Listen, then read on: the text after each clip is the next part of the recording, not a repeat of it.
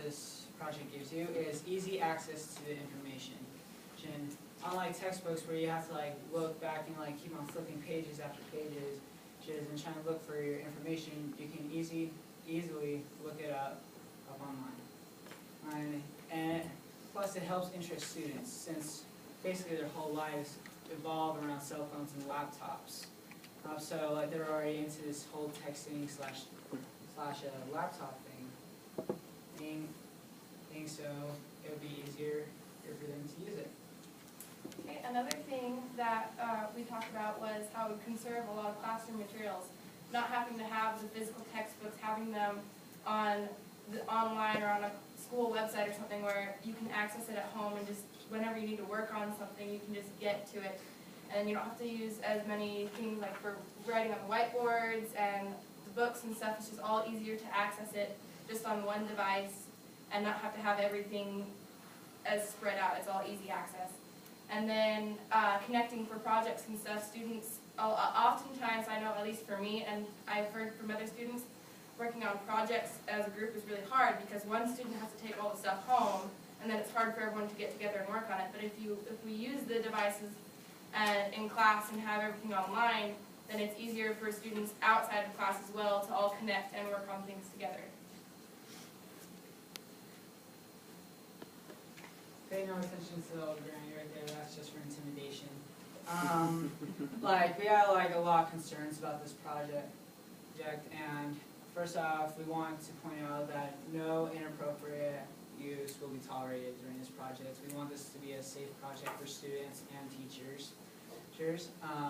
Students will create their own consequences that they feel suitable for like punishments or for rewarding. Also, electronic devices will be handed out or assigned to each student, and it's kind of like a library system where like you are responsible for it. Okay, one thing that we thought with as far as acquiring the devices, because that seems a big thing, students are worried, well, what if I don't have money to get my own device? Will there be one provided for me? So we figured since getting electronic textbooks and stuff in some ways can save money, then putting that money towards getting classroom devices so that students don't have them, will have something to use in class. And then as well, because not all classrooms will need it necessarily, like PE you probably wouldn't really need that device, but then at least for classes where teachers are using the devices, maybe at the beginning of the school year have like a little classroom technology fee as well to help pay for it. So that way all the students will be able to participate. And then parents and students would be responsible for any damage to the classroom devices that would happen, just like any other material that we use at classes, textbooks, everything else, students are responsible to pay for any damages that may happen. And then pictures and videos will not be allowed to be posted unless the teachers give permission, because that's been another concern is some students don't want to appear online or anything like that. So that would just be a teacher restricted thing, and if possible they could put like a password on, at least on the classroom devices, so that you wouldn't even be allowed to access any of the things that would allow you to do that. Okay, thank you guys for your time and thanks for listening.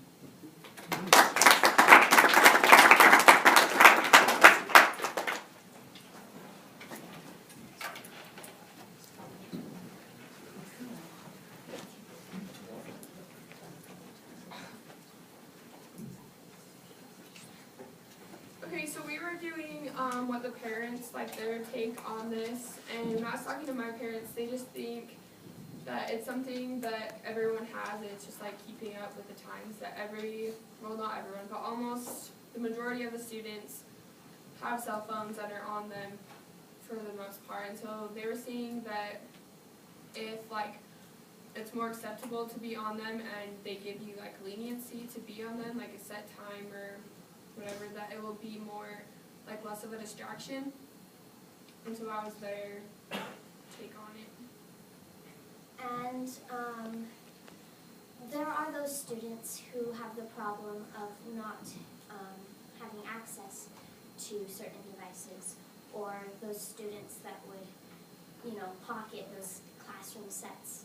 And so to solve those problems, we figured that we'd throw the classroom sets out the window and instead have more like a library system where you would check out that device and be responsible for that device, any damage or effect caused.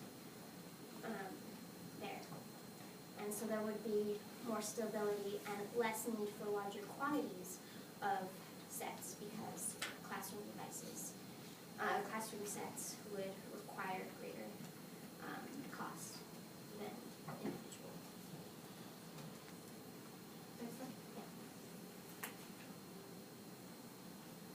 So another concern was about with parents in contacting their students, since now that if the BYOD program would be put in place, would they be able to contact their student during class, or would their student be able to contact them? And we thought that students could contact their parents or call them or text them, but it has to be with the permission of the teacher to not disrupt the class. And another thing was that since you can contact your student, you still have to go through the attendance office to check out your student, because you can't call up your student and tell them, hey, I'm going to pick you up, and then they leave the classroom without going to the attendance office. And another concern was that since they can use their phones, would they stay on task, or how do I know they're going to stay on task? And what we thought what could be put in place, that you can, a simple text between student and parent is okay, like say, like I'm at school, or just to contact them, but conversations via texting is not allowed. And also, so we're also back to like the parents.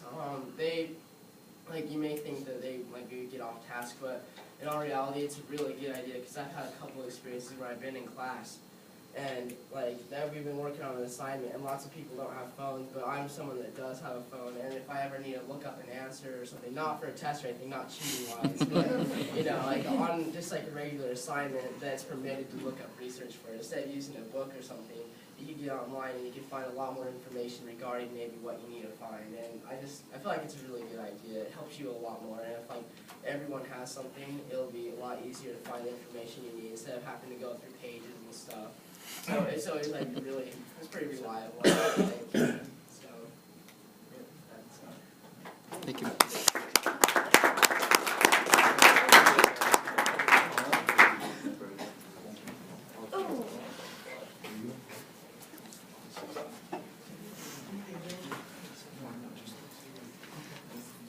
Okay, so if this were to follow through, we were thinking that maybe you could do like a learning technology class for all teachers. That would be mandatory, so they would know how to work everything, because a lot of teachers here are probably out of date and don't know how to work anything, as I know from some experiences. So that would be good for them, because then they know how to work everything and know what's going on and know what the students are actually doing, because they're involved too. But yeah.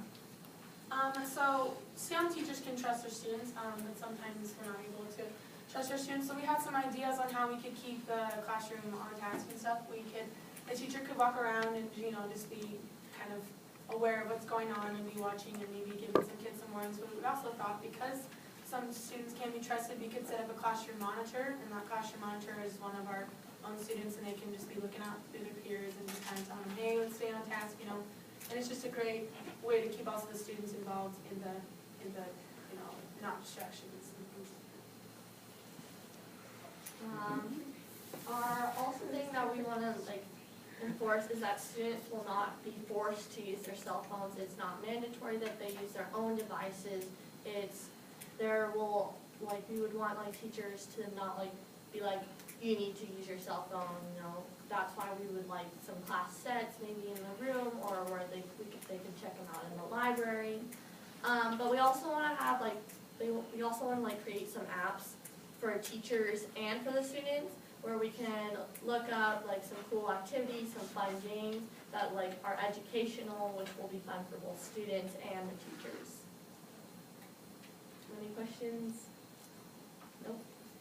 We'll get there.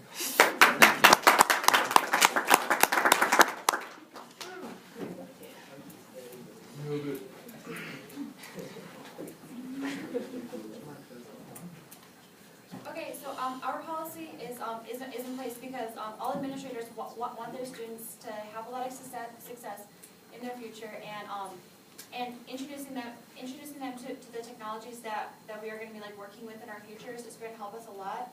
It's going to give us a leg up at interviews, like for other students who don't know how to use programs, as well as others. And this will really teach us like the practical applications instead of putting us like in a computer technology class where all we really learn is this is how you make a really cool PowerPoint, because I don't use that ever pretty much, I'm sorry, but it really is not helping me use the technology that I need to, where I never do, like I hardly do any research in my classes because they're like, oh, well not everyone has access to technology, but research is a really important thing for future fields. And that will just really help us like get into the practical applications. Yeah, I think it's really important to do this right now because technology it's not going to die. It's not going to die off. It's just going to get bigger, and it's something we need to do to prepare for the future. All right. So these technological devices such as tablets, cell phones, and laptops must be approved by the principal, like the use of them in the classrooms, and also by the teacher, because the teacher doesn't have to use the technology if they don't want to, but it's just encouraged for the benefit of the students. And unfortunately, some people are going to break these rules, and they're going to use their devices for things that they're not supposed to. So it is important to have a disciplinary system to use, which will be created by the students. So.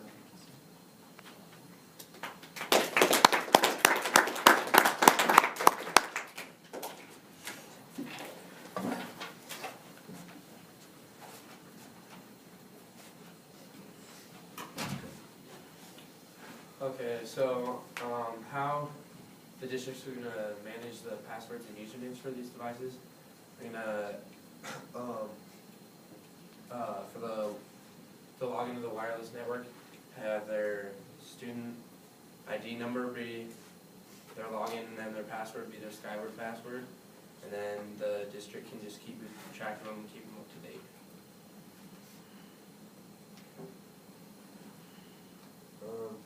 Our student teachers or IT technicians aren't going to be responsible for the phone. I mean, like, if the phone gets stolen, they can, trace it back, but like the first group was saying, they can use the library way to like trace it back to make sure that they aren't responsible for the phone and make sure that the school isn't. And the technicians won't be able to work on, the devices, like such as if like it gets scratched or they break the screen, because that's not really their fault. It's usually the student's fault. But I mean, like if it's just like a little technical problem, like the charger isn't working or they can't connect to the Wi-Fi, they can do stuff like that to get on there. And students will be responsible for how neatly the phone is kept and damaged property if it's the school's property, but not necessarily if it's your own device. It shouldn't be a huge problem.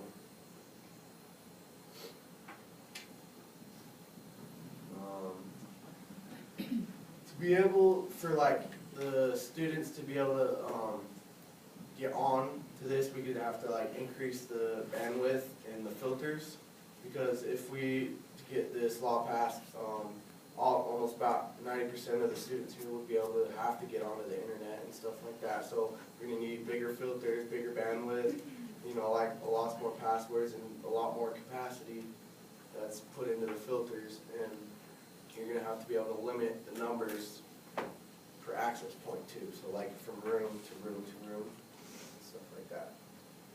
And just to add on to that, from like my personal experience, I know just last night I have a pre-calc test coming up, and we learned things that we learned 3 weeks ago. And if you don't exactly remember the lesson, because it was 3 weeks ago, we're not all perfect and we can't remember everything. That's like, it's hard for me especially sometimes. So if you have downtime, like you finish a project early and you're just sitting there and you got nothing better to do, why not be learning more? Isn't this school where we come to learn? So if you could just whip out your phone, go onto YouTube, like I did just last night, to try and figure out what I'm supposed to do, and then you can pull up a lesson, and there's thousands of lessons on there that just teach you exactly what you're trying to learn, and that just puts you that much ahead. And for the kids that want to be ahead, this is a great opportunity. And that's good too, because some teachers, they teach differently.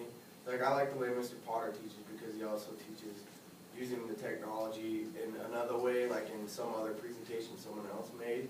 that he shows us the video, and I feel like I learned something a lot better than, let's say, if he teaches it completely different than what they did, and I understand what they did versus him. And that could be for all the teachers around the school. Thank you. Thank you.